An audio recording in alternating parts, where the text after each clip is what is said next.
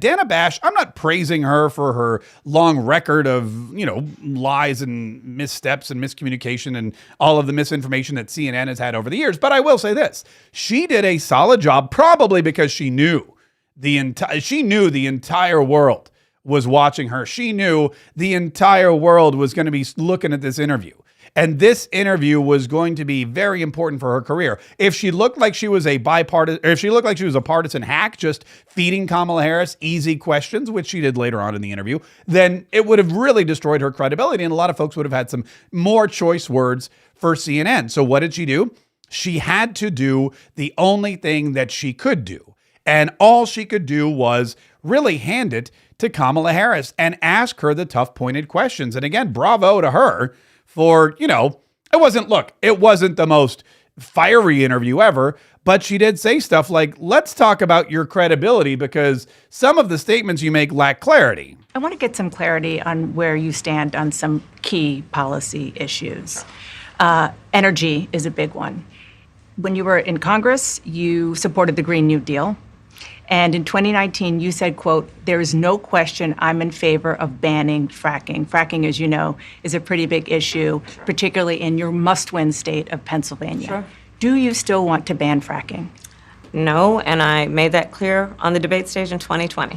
Oh, wait a minute. Okay, wait a minute. Hold on, wait. Kamala Harris, who always wanted to ban fracking, who was always against banning, or was always for banning fracking, who's one of the co-sponsors of the Green New Deal, which states we will ban fracking. All of these things, she said repeatedly she would ban fracking. And now she's here saying, no, I made it clear back in 2020 that my policy, that I'm not for banning fracking. Well, wouldn't you know it, CNN has a fact checker named Daniel Dale, I think his name is. And this guy was fact-checking Kamala Harris's CNN interview on CNN. I don't know what's in the water over there. Maybe they didn't get the memo that they're supposed to be the mouthpiece of the Democrat Party. But he finds out that what Kamala Harris is saying on her CNN interview is not actually factually correct. In fact, it's incorrect, or as one might say, a lie. Here's Daniel Dale. The fact check bottom line, Abby, is that she did not actually make clear at a 2020 debate that she had changed her previous support for a fracking ban.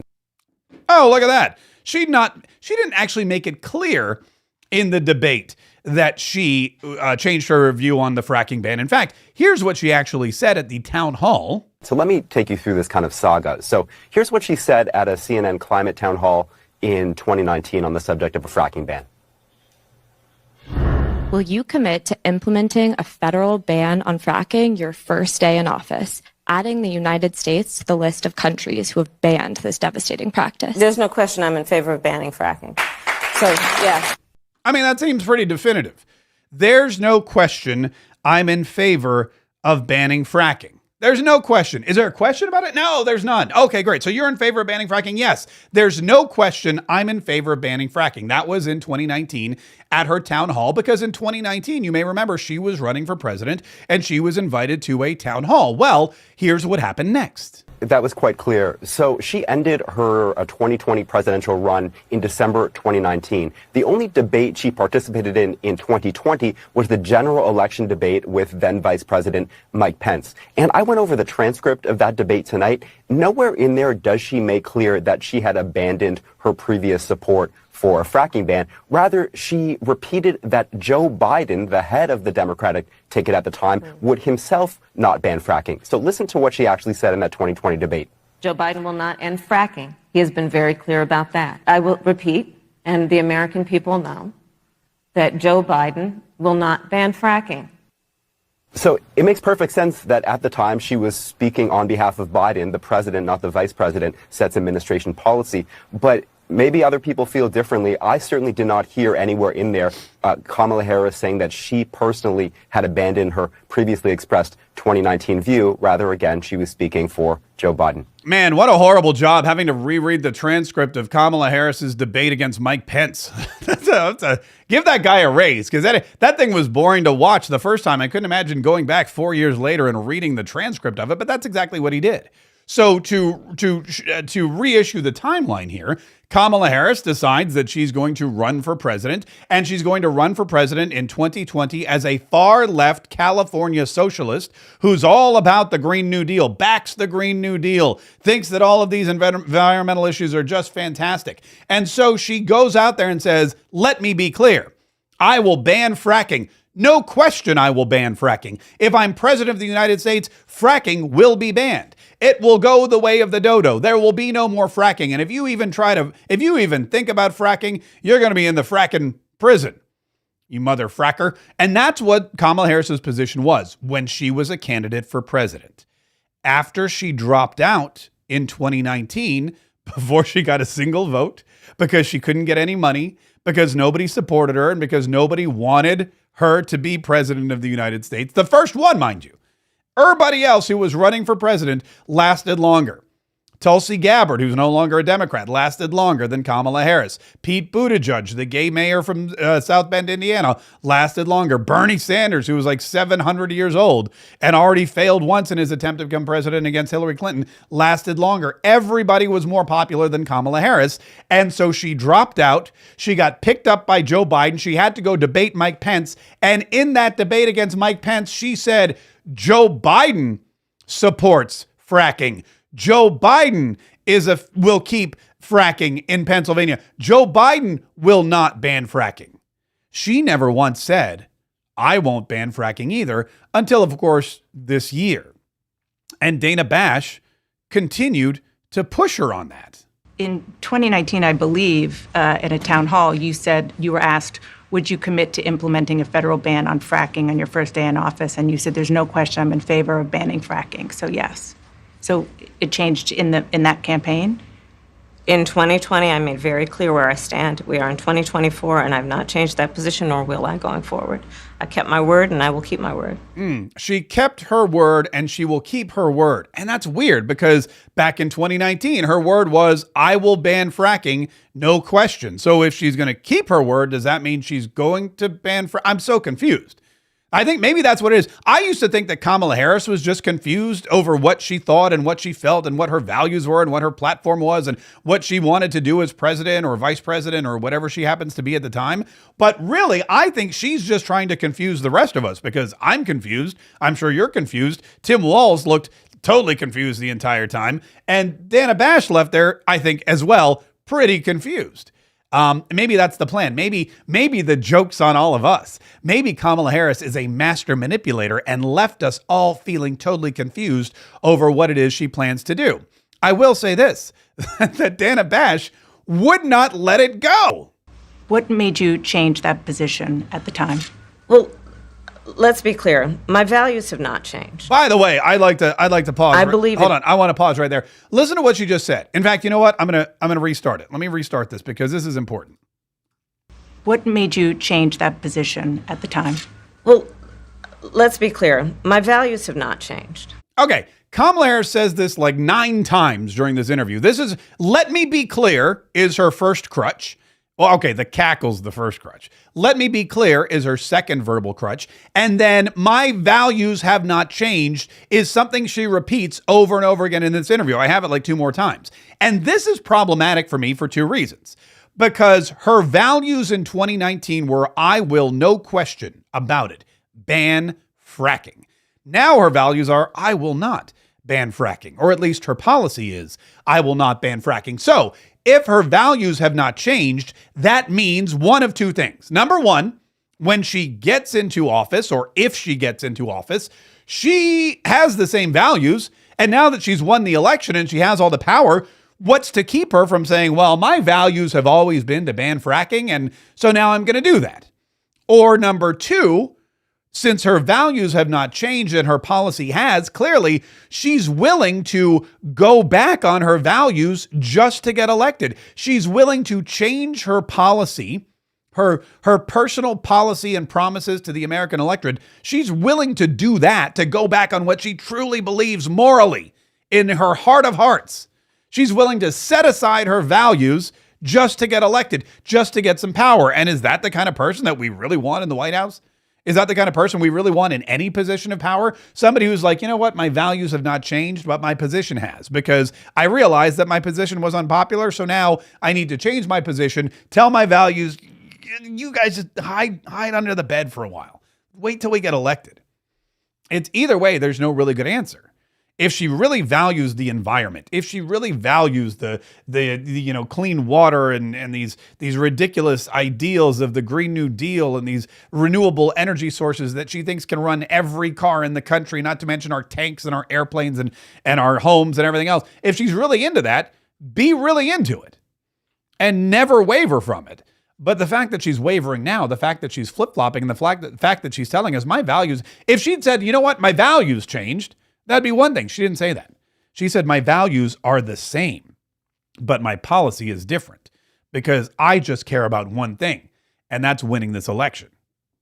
I believe it is very important that we take seriously what we must do to guard against what is a clear crisis in terms of the climate. And to do that, we can do what we have accomplished thus far. I don't know what that means, by the way.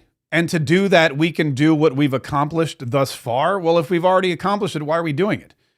We can do what we've accomplished thus far, but since we've accomplished it thus far, we've already done it. So doing it would be kind of stupid. It doesn't make any sense. I mean, you want to talk about word salad. That was one of the wordiest salads I've heard.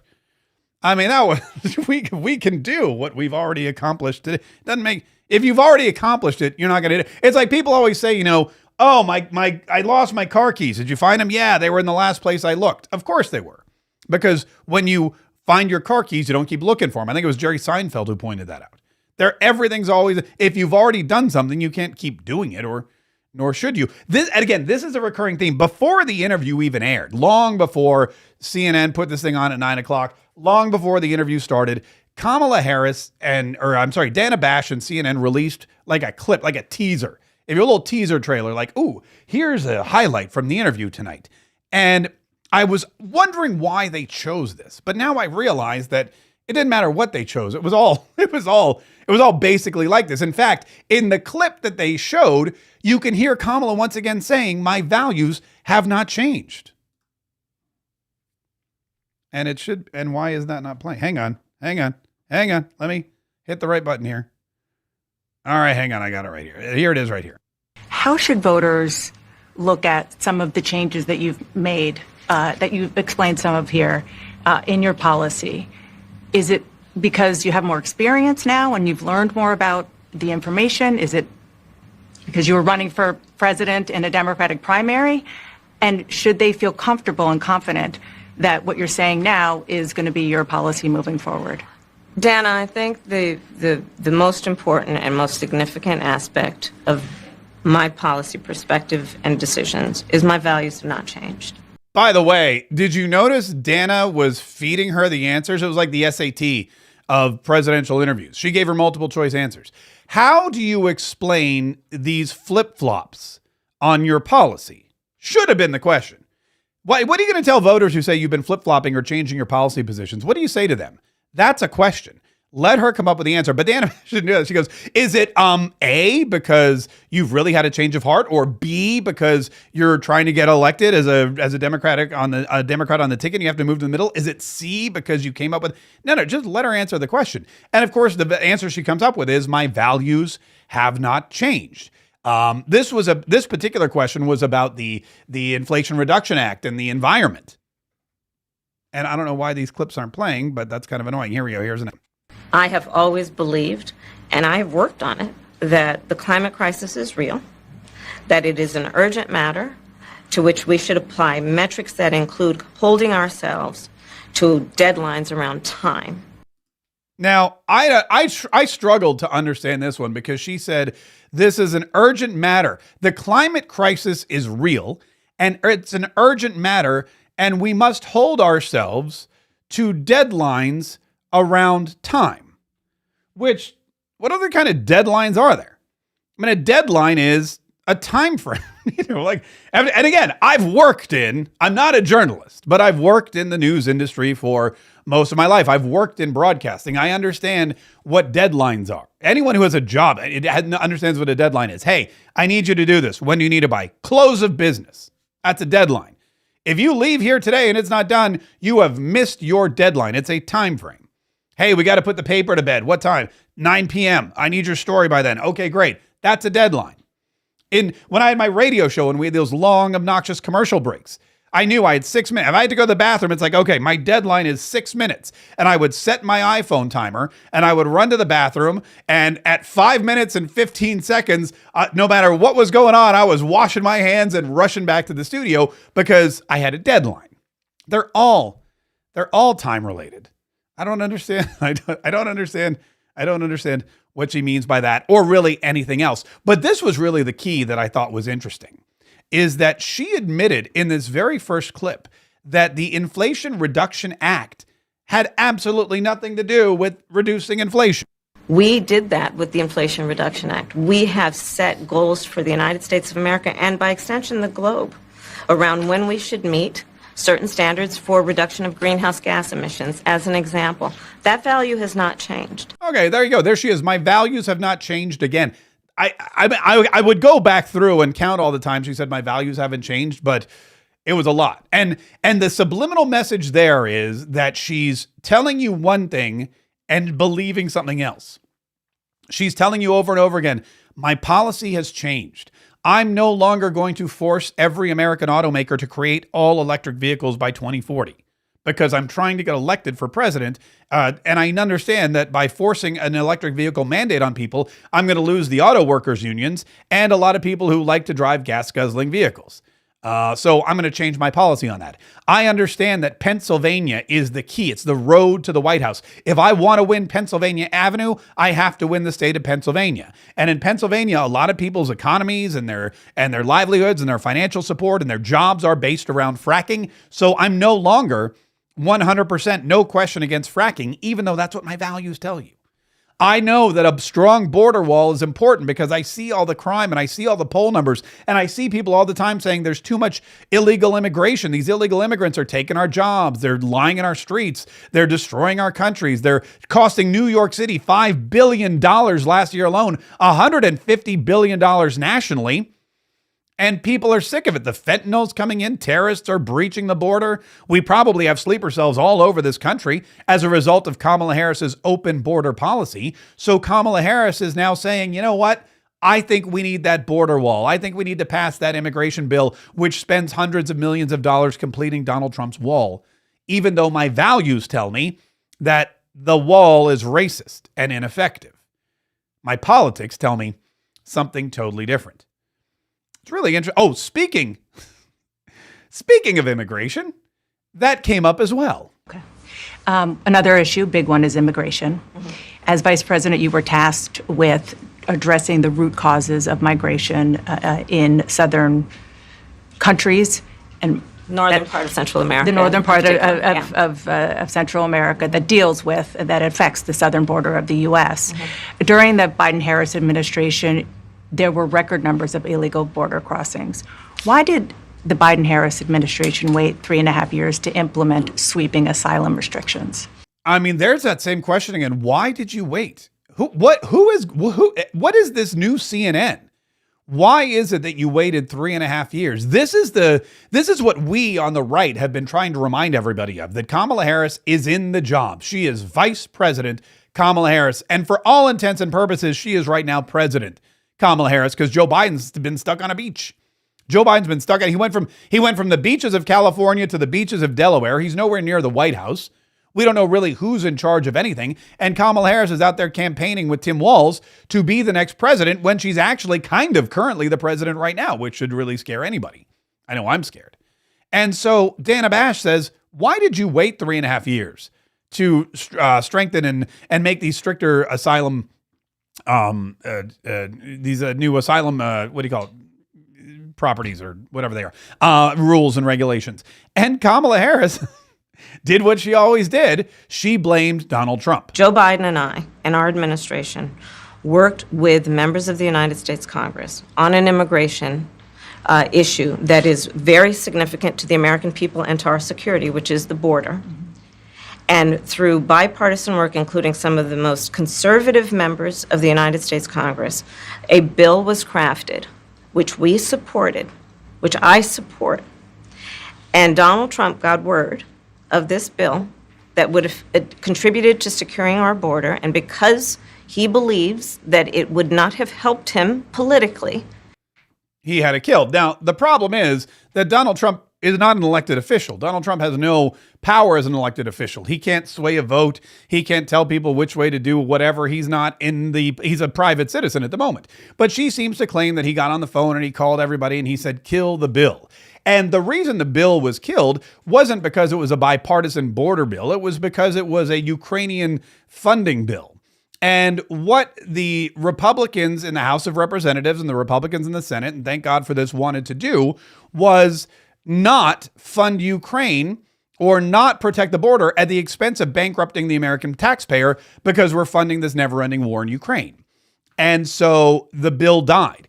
And the reason we know that this was a bad bill, the reason we know that this bill was not in the best interest of the American people is, for one, that Senator Langford from Oklahoma, who was one of the chief architects and writers of the bill, voted against it. And also that a lot of Democrats voted for it. And again, if the Democrats are happy with something, you shouldn't be. The Democrats, they know no compromise. They know no bipartisanship. They will always only vote for something that benefits them and their party. And they felt that this would 100% benefit them and their party because the money would continue to flow to Volodymyr Zelensky. That's why the bill was canned. But they had all those border policies in it. They had the money for the wall being reconstructed. They had all that stuff jammed in there so that on the campaign trail, they could do exactly what Kamala Harris is now doing, and that is pretend to care about the border and pretend that Donald Trump doesn't. That's a tough sell. I don't care who you are. I don't care how much of a liar you are. I don't care how long you've been in politics. Trying to tell people that Kamala Harris, the failed border czar, is pro-border and strong on immigration, and that Donald Trump, who campaigned on build a wall and built it, is weak on immigration. Donald Trump, who's running around saying we're going to close the border. Donald Trump, who stopped immigration from the terrorist-funded countries, aka the Muslim ban. Donald Trump, who shut down immigration from China in the early days of the Wuhan flu back in January and February before the pandemic started and was called a racist for it. Donald Trump, who has had the strongest, staunchest, most secure border policy in history, is weak on the border because this border initiative failed that the Democrats wanted and the Republicans didn't. It's a tough sell. And I don't think she's selling it. I don't think she's really selling it that well. There was another person at this interview, which we'll get to here in just a minute. But I do want to remind you of a couple of things. First of all, Monday we're off. Tuesday we're back, and we're going to take off for Labor Day. Tuesday is going to be a fun day. We've got a lot going on. I have been working diligently on my next project, which is a new book, and it's all about cancel culture. Now, this is something I know a lot about because I've been canceled from everywhere. I've been canceled from Facebook. I've been demonetized. I've been kicked off of YouTube. I'm on my fourth TikTok account, and even LinkedIn. I always joke. I'm so conservative that I got kicked off of LinkedIn. I've never heard of anyone getting kicked off of LinkedIn except for me. So I've been canceled from the radio. I had 6 radio stations nationwide. They all took me off. So I know a lot about being canceled.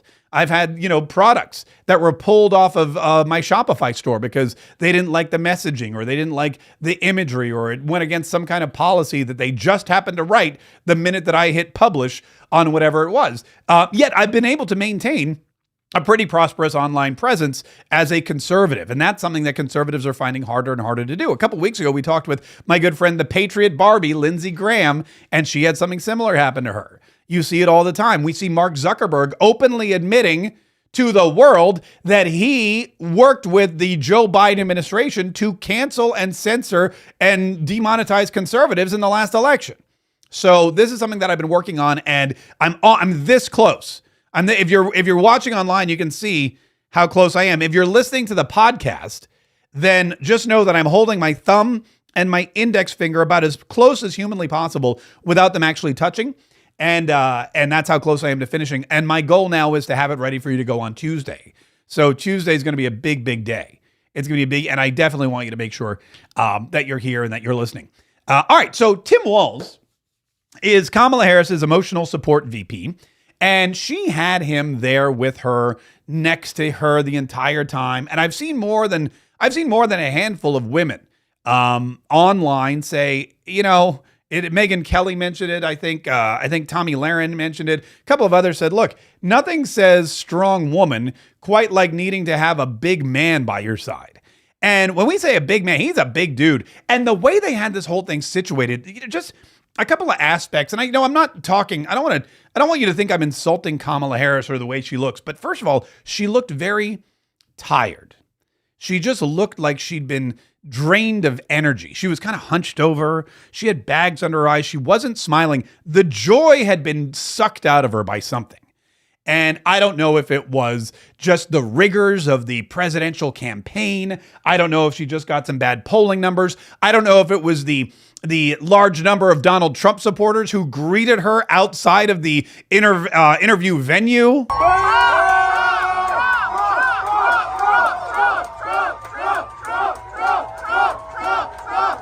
Yeah, I don't know if she got in a fight with the first lady or second lady, Doug Emhoff. I don't know what was going through her. I don't know if she was mad that Barack Obama tried to say that, she was the new him. Who knows?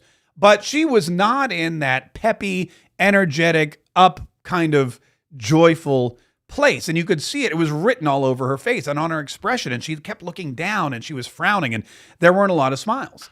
And I think that if it's important to note that because she's only been campaigning for, a month, if that.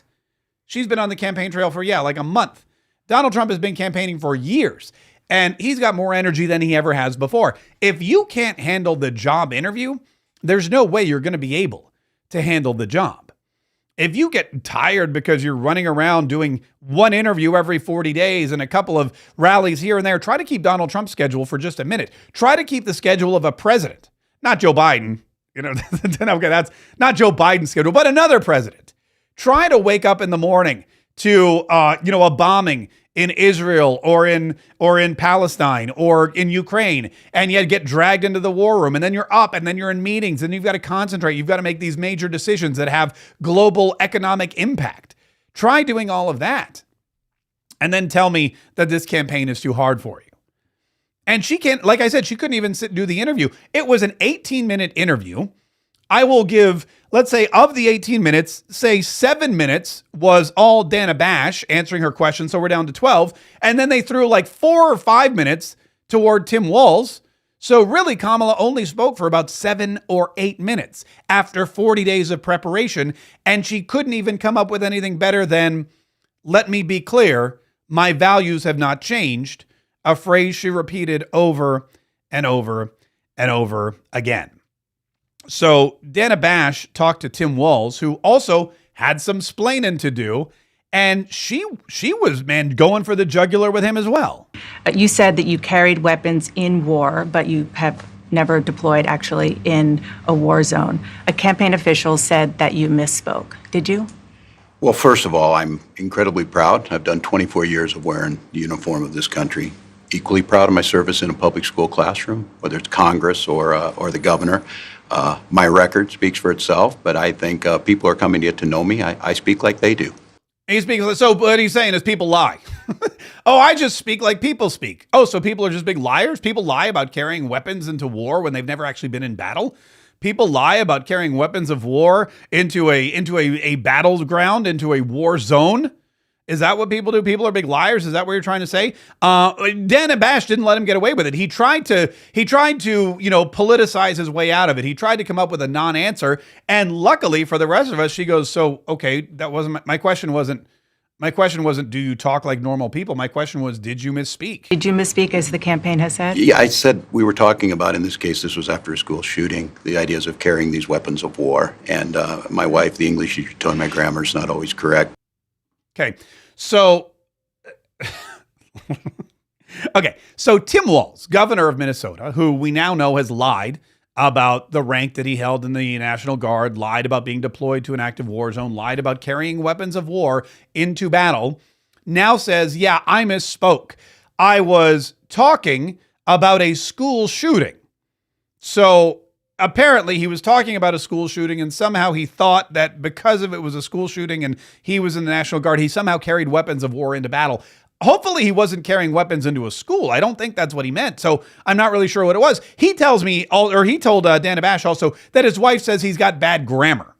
So it's all bad grammar is what he says. Did you misspeak as the campaign has said? Yeah, I said we were talking about, in this case, this was after a school shooting, the ideas of carrying these weapons of war. And my wife, the English teacher, told me my grammar is not always correct.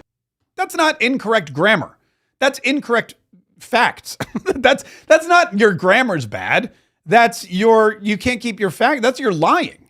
There's nothing bad grammatically about that. When he said I carried weapons of war into battle, he was saying he used the right grammar. He put the periods where they needed to be and the colons where they went. And he used the right tenses. It was just a false statement.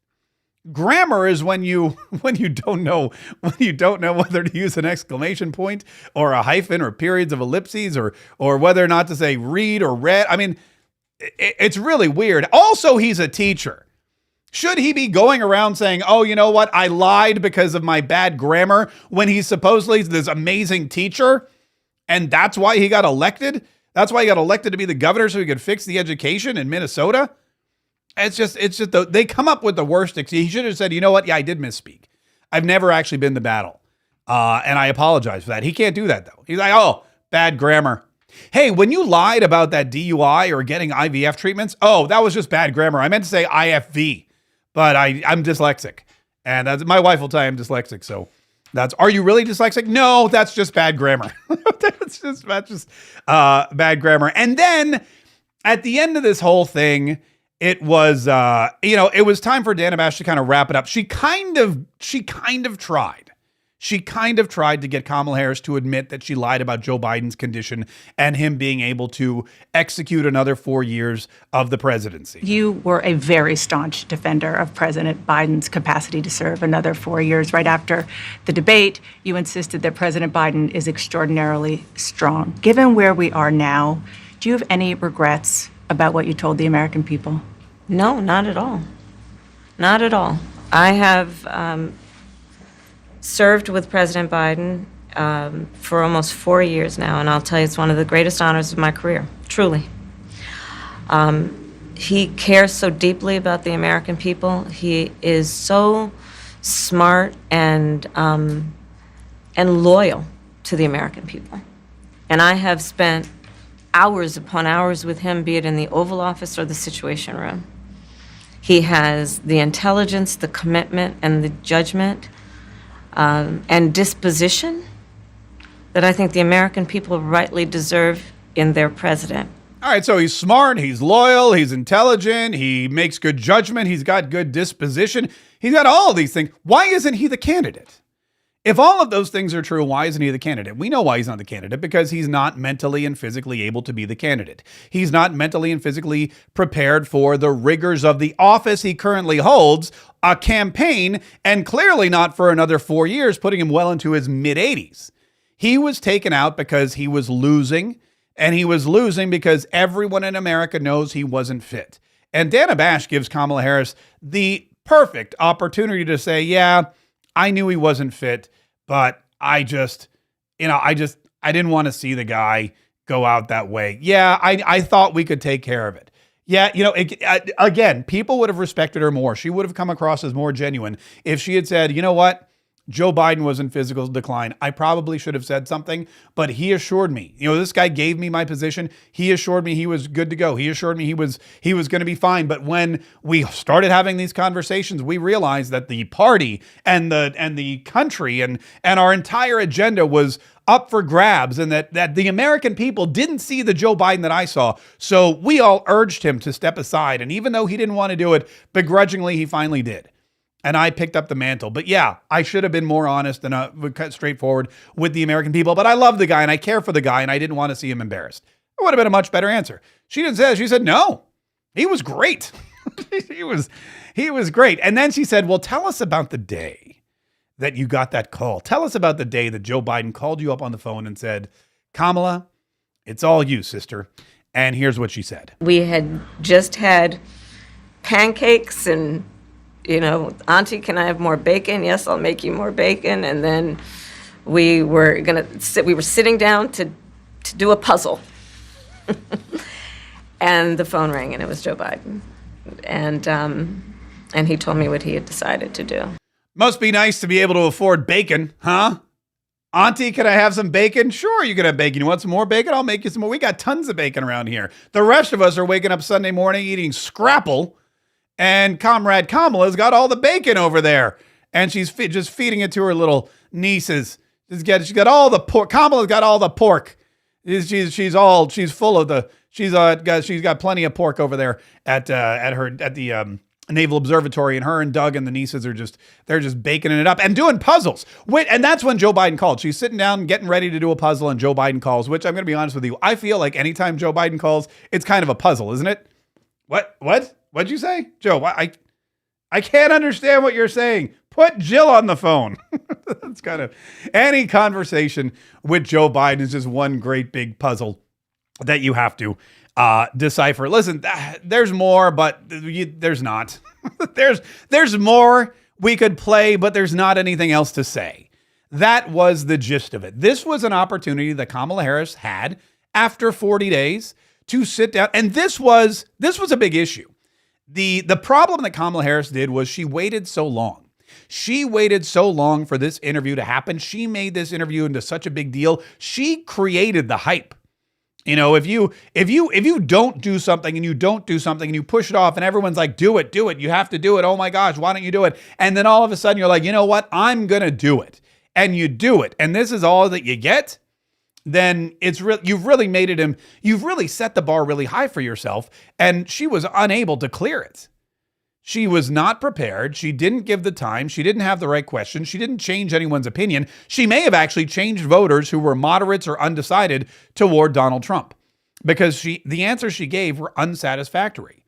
All we know is that her values haven't changed while her positions on several items have, which tells us that Kamala Harris is not somebody desirous of the presidency because they want to save the country and lead us into a direction where we all find more financial freedom and independence, and where we can all chase and capture and realize those dreams and live all of that joy that they say that they're all about in the Democrat Party. Joy is not just a slogan, it's an emotion, and not a lot of people are feeling it right now. Kamala Harris wants you to believe she's the woman that can take us all there, but really, she's just the woman who changes her stance on just about everything when it becomes politically convenient. And that's not the kind of person we need in the White House or in the vice presidency or in the Senate or in that. Really, we don't need her in any elected. That's she screams private sector to me. If you're just going to change your opinion and flip flop so that you can basically get in the good graces of your boss, the boss in this case being the American electorate, then you definitely belong in the private sector. I actually know a couple companies where you would go really far. Listen, have a Labor Day weekend. We got a Labor Day weekend sale going on at markkaysshop.com. All you have to do is use code word fracking at checkout. Use the coupon code fracking at checkout and you'll get 15% off of your entire order. Where is it? Here it is. Your entire order. Whether it's the Brighter Future collection from Donald Trump's iconic RNC speech, if that's what you want, if you want some MAGA King gear, by the way, MAGA King has nothing to do with, I'm not saying that Donald Trump ever worked at Burger King. It's just a cute slogan. By the way, Kamala Harris may not have worked at McDonald's either. Mark Kaye Saves the Republic gear. If you'd like the decal or the mug or a capron, one of these fantastic fashion t-shirts, which I will be sporting, by the way, in the Philadelphia area. The debate, look, they say that the debate's going to happen. After what happened yesterday with his interview, I'm skeptical. If we found out that, Kamala Harris came down with monkeypox on September the 9th and she'd be unable to do the debate on September 10th, I would not at all be shocked. I have to imagine that the Kamala Harris campaign, that the Democrat Party, that the DNC, that everybody involved in this election, I have to believe that all of these people are like, That didn't go so well, and this was a friendly setting. This was a controlled environment with 40 days of prep. It was a friendly network. Odds are you had the questions beforehand. You had Tim Walz sitting there next to you. There was no way this was supposed to go south, and it didn't really go north. Now you're going to put her on a debate stage where she doesn't know the questions beforehand, where she's got Donald Trump arguing with her and in her face and making her go off script. There's no teleprompter. And the mics are going to be muted, so she's all on her own. She won't be. And this muted mic thing is important because what does Kamala Harris like to do? She did it yesterday in the rally in Savannah, Georgia, because there were some interrupters. There were some protesters that jumped in and started screaming while she was speaking. Well, they interrupted her pre-planned, prepared, telepromptered remarks, and she couldn't handle it. She was thrown off of her game. And she stood up there and she told everybody, "I'm speaking. That's her favorite thing to do. I'm speaking." If you want Donald Trump to win, then say that. Otherwise, I'm speaking. Yeah. And that's always a big applause line. And when she does it in the debate in 2020, when she does it, here, if somebody tries to talk over her, she pulls the "I'm speaking. I'm a woman and I'm speaking and you're being a bully." With the mics cut off, she won't get to say that. Donald Trump will not be speaking while Kamala Harris is speaking and vice versa. Her one big applause line, the one big line she gives that always makes everybody scream and yell, she won't be able to give. Because A, Donald Trump won't be speaking over her, and B, there'll be no audience to applaud. If you want Donald Trump to win, then say that. Otherwise, I'm speaking. Yeah. And that's one of the reasons why she was pushing back on these rules. That's one of the big reasons why she didn't want this debate to go on under these CNN guidelines. She wanted a live studio audience. She wanted the mics to be on the whole time. She wanted Donald Trump to trample all over her so she could make him look like a bully. None of that's happening. The debate itself also may not be happening.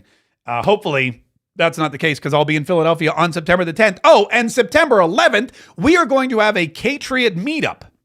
So if you're coming to Philadelphia, grab yourself one of these Patriot t-shirts, Patriot sweatshirt, Patriot tank top, whatever you want, and wear it to the bar in Philadelphia. I'm trying to find the best bar in the historic area. I've gotten a couple of suggestions. If you're in Philly or if you're coming to Philly or if you know someone in Philly, hit me up. Hit me up on X or hit me up on Facebook. Let me know what the best bar in Philadelphia is in the historic area. Because I want to be able to stumble home afterward. I don't have to get an Uber or anything. And I want it to be like kind of a fun, hip place. We're all going to get together. If you're a Patriot and you're in the Pennsylvania area, the debate is Tuesday the 10th. I'm going to be in town all day September the 11th. I want to make sure that we can all get together and hang out. And so hit me up, like I said, with any of your suggestions. If you want anything from the Mark Kaye shop, this is the weekend to get it. Use coupon code fracking for 15% off. Thank you all so much for joining me. Thanks so much for suffering through this Kamala Harris interview. I don't think there'll be any more of them. Like I said, that may be the only time we hear from her between now and the election. So we should be good to go. Otherwise, have a fantastic weekend. Have a fantastic long weekend. Don't forget to subscribe. Don't forget to hit the notifications. And don't forget to come back on Tuesday for more information, more entertainment, more enlightenment, more inspiration. We are coming down to the wire, but we've still got a lot to do if we are all going to save the Republic.